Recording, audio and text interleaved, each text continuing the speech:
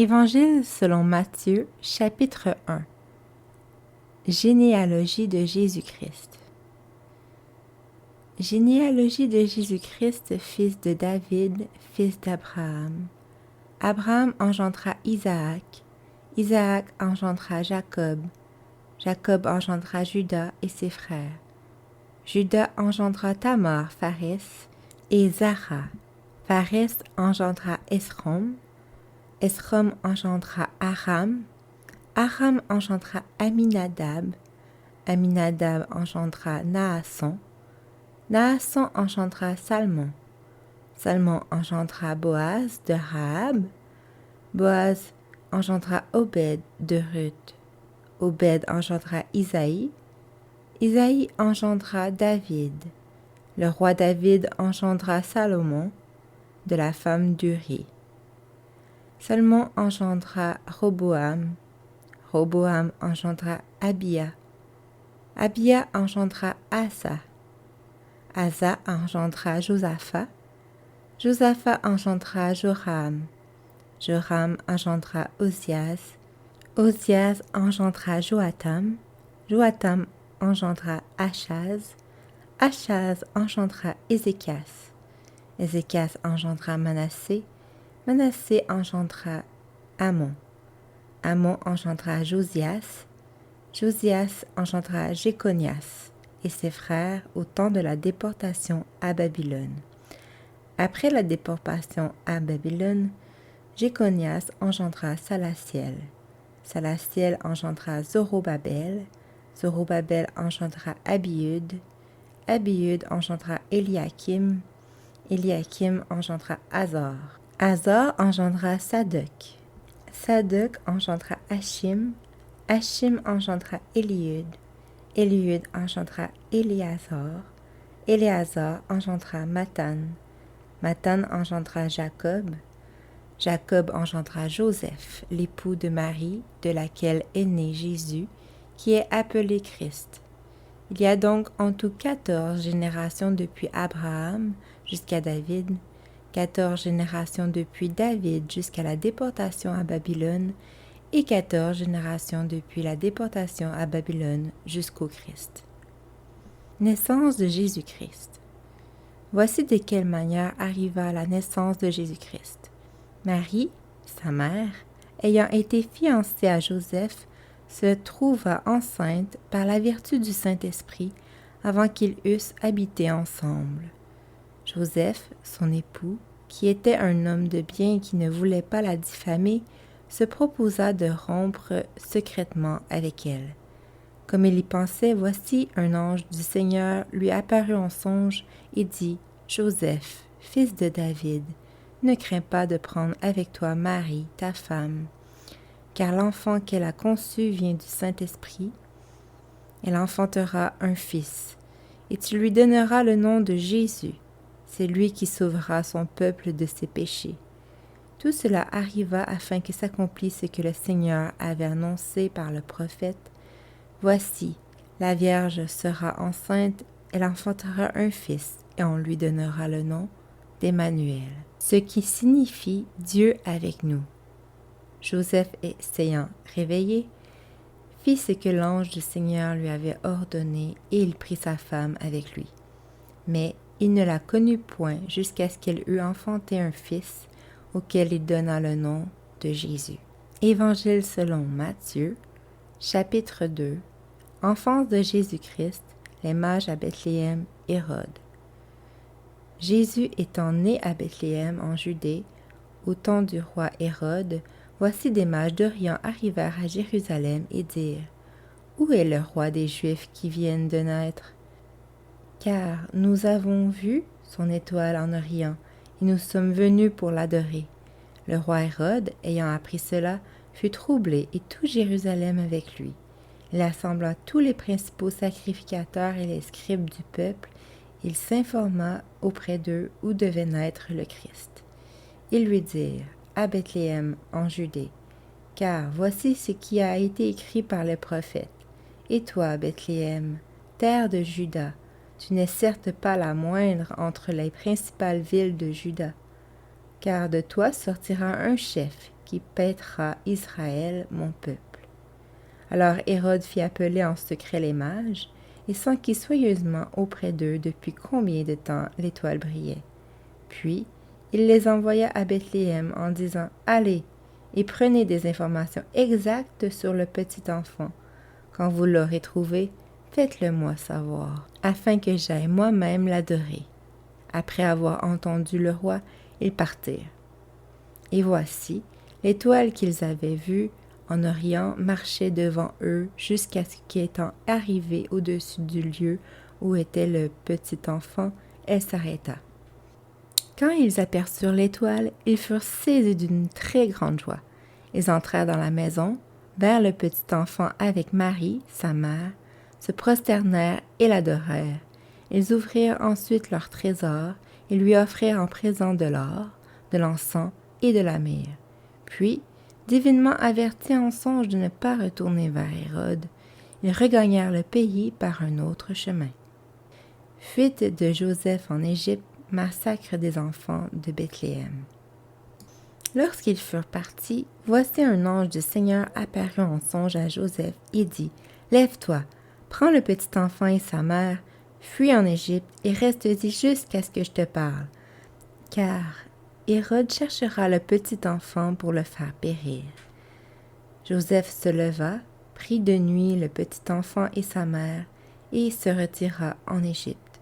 Il y resta jusqu'à la mort d'Hérode, afin que s'accomplisse ce que le Seigneur avait annoncé par le prophète, « J'ai appelé mon fils hors d'Égypte. » Alors Hérode, voyant qu'il avait été joué par les mages, se mit dans une grande colère. Il envoya tuer tous les enfants de 2 ans et au-dessous qui étaient à Bethléem dans tout son territoire, selon la date dont il s'était soigneusement enquis auprès des mages. Alors s'accomplit ce qui avait été annoncé par Jérémie le prophète. On a entendu des cris à Rama, des pleurs et de grandes lamentations. Rachel pleure ses enfants. Elle n'a pas voulu être consolée parce qu'ils ne sont plus. Mort d'Hérode, retour de Joseph à son établissement à Nazareth. Quand Hérode fut mort, voici un ange du Seigneur apparut en songe à Joseph en Égypte, et dit, « Lève-toi, prends le petit enfant et sa mère, et va dans le pays d'Israël, car ceux qui en voulaient à la vie du petit enfant sont morts. » Joseph se leva, prit le petit enfant et sa mère, et alla dans le pays d'Israël. Mais, ayant appris qu'Archélaüs régnait sur la Judée à la place d'Hérode, son père, il craignit de s'y rendre et, divinement averti en songe, il se retira dans le territoire de la Galilée et vint demeurer dans une ville appelée Nazareth, afin que s'accomplisse ce qui avait été annoncé par le prophète, il sera appelé Nazaréen. Évangile selon Matthieu, chapitre 3, prédication de Jean-Baptiste. En ce temps-là, parut Jean-Baptiste prêchant dans le désert de Judée. Il disait, repentez-vous, car le royaume des cieux est proche. Jean est celui qui avait été annoncé par Isaïe le prophète, lorsqu'il dit, c'est ici la voix de celui qui crie dans le désert. Préparez le chemin du Seigneur, aplanissez ses sentiers. Jean avait un vêtement de poil de chameau et une ceinture de cuir autour des reins, et se nourrissait de sauterelles et de miel sauvage. Les habitants de Jérusalem, de toute la Judée et de tous les pays des environs du Jourdain se rendaient auprès de lui, et, confessant leurs péchés, ils se faisaient baptiser par lui dans le fleuve du Jourdain. Mais, voyant venir à son baptême beaucoup de pharisiens et de sadducéens, il leur dit, « Race de vipères, qui vous a appris à fuir la colère à venir? Produisez donc du fruit digne de la repentance, et ne prétendez pas dire en vous-même, nous avons Abraham pour père, car je vous déclare que de ces pierres-ci, Dieu peut susciter des enfants à Abraham. Déjà, la cognée est mise à la racine des arbres, tout arbre donc qui ne produit pas de bons fruits sera coupé et jeté au feu. Moi, je vous baptise d'eau pour vous amener à la repentance. Mais celui qui vient après moi est plus puissant que moi, et je ne suis pas digne de porter ses souliers. Lui, il vous baptisera du Saint-Esprit et de feu.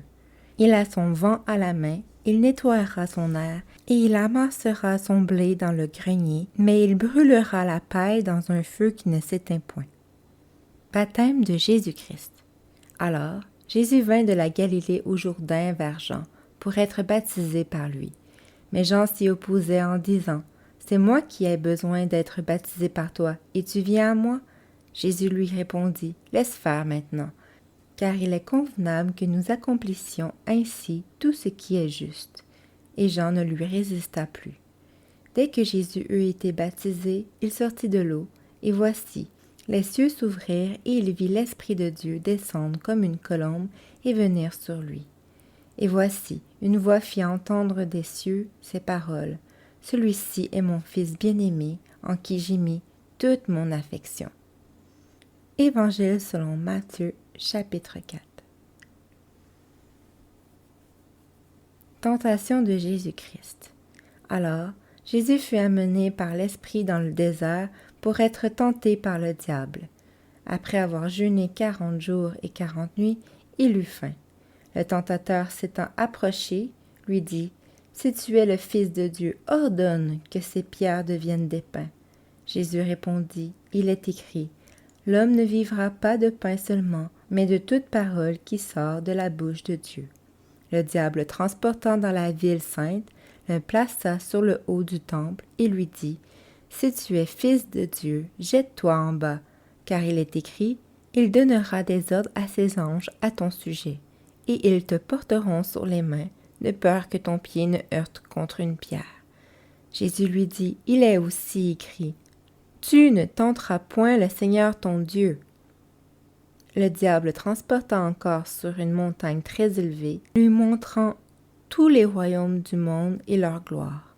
Et lui dit, « Je te donnerai toutes ces choses si tu te prosternes et m'adores. » Jésus lui dit, « Retire-toi, Satan, car il est écrit, tu adoreras le Seigneur, ton Dieu, et tu le serviras lui seul. » Alors, le diable le laissa, et voici des anges vinrent auprès de Jésus et le servaient.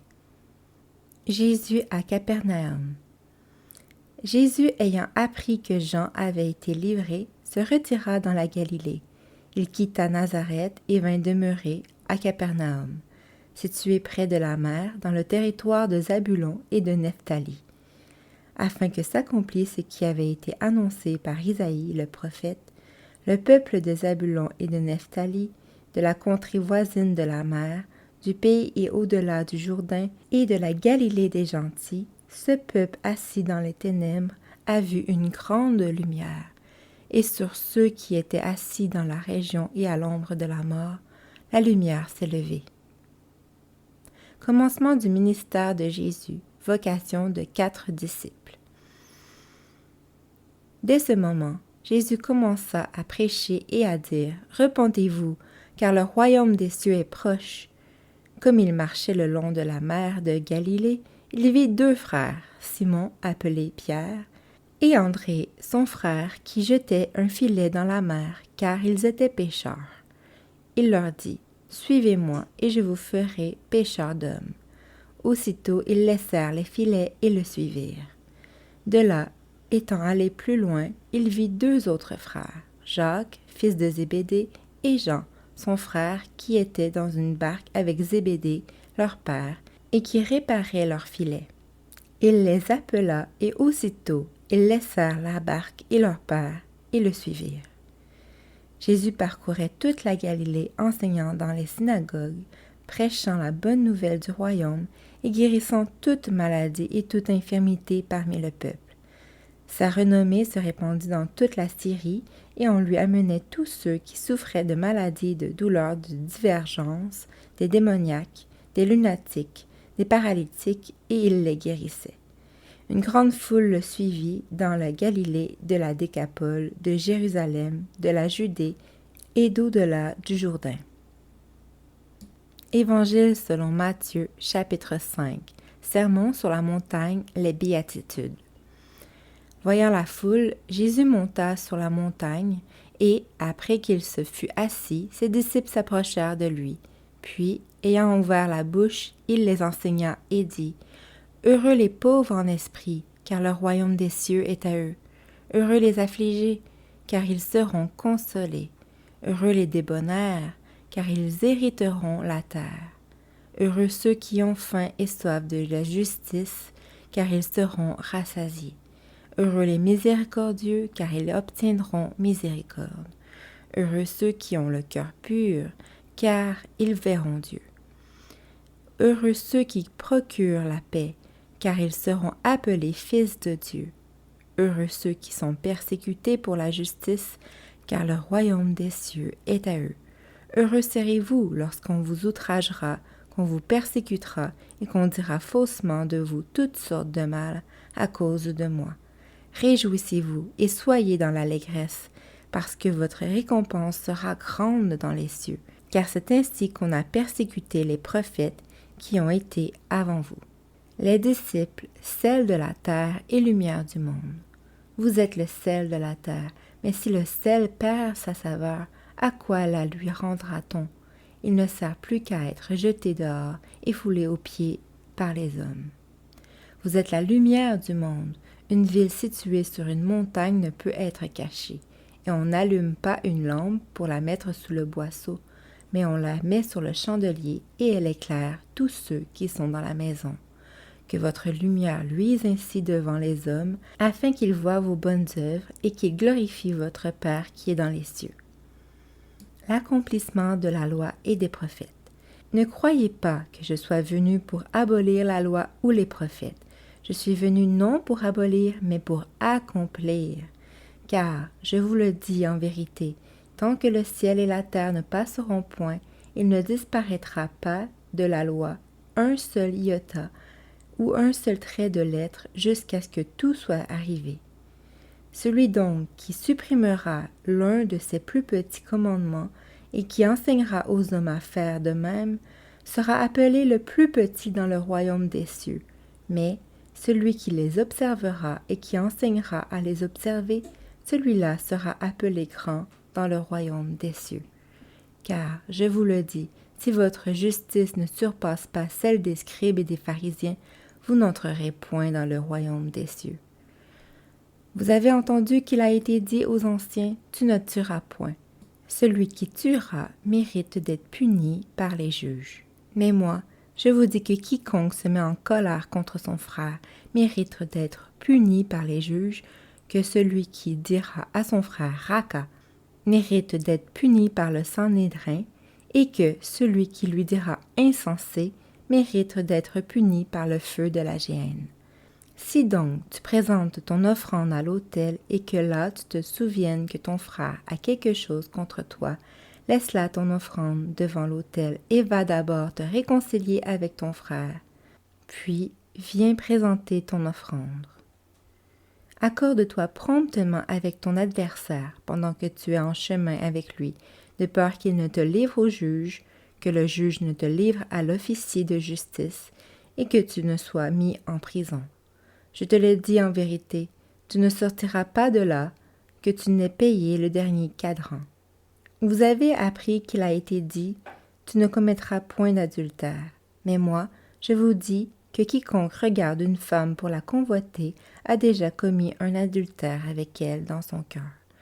Si ton œil droit est pour toi une occasion de chute, arrache-le et jette-le loin de toi, car il est avantageux pour toi qu'un seul de tes membres périsse et que ton corps entier ne soit pas jeté dans la géhenne. Et si ta main droite est pour toi une occasion de chute, coupe-la et jette-la loin de toi, car il est avantageux pour toi qu'un seul de tes membres périsse et que ton corps entier n'aille pas dans la géhenne. Il a été dit que celui qui répudie sa femme lui donne une lettre de divorce. Mais, moi, je vous dis que celui qui répudie sa femme, sauf pour cause d'infidélité, l'expose à devenir adultère, et que celui qui épouse une femme répudiée commet un adultère. Vous avez encore appris qu'il a été dit aux anciens, « Tu ne te parjureras point, mais tu t'acquitteras envers le Seigneur de ce que tu as déclaré par serment. » Mais moi, je vous dis, ne jurez aucunement, ni par le ciel, parce que c'est le trône de Dieu, ni par la terre, parce que c'est son marchepied, ni par Jérusalem, parce que c'est la ville du grand roi. Ne jure pas non plus par ta tête, car tu ne peux rendre blanc ou noir un seul cheveu. Que votre parole soit oui, oui, non, non. Ce qu'on y ajoute vient du malin. Vous avez appris qu'il a été dit « œil pour œil et dent pour dent ». Mais moi, je vous dis de ne pas résister aux méchants. Si quelqu'un te frappe sur la joue droite, présente-lui aussi l'autre. Si quelqu'un veut plaider contre toi et prendre ta tunique, laisse-lui encore ton manteau. Si quelqu'un te force à faire 1 000, fais-en 2 avec lui. Donne à celui qui te demande et ne te détourne pas de celui qui veut emprunter de toi.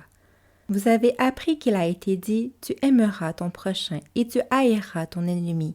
Mais moi, je vous dis, aimez vos ennemis, bénissez ceux qui vous maudissent, faites du bien à ceux qui vous haïssent, et priez pour ceux qui vous maltraitent et qui vous persécutent, afin que vous soyez fils de votre Père qui est dans les cieux, car il fait lever son soleil sur les méchants et sur les bons, et il fait pleuvoir sur les justes et sur les injustes.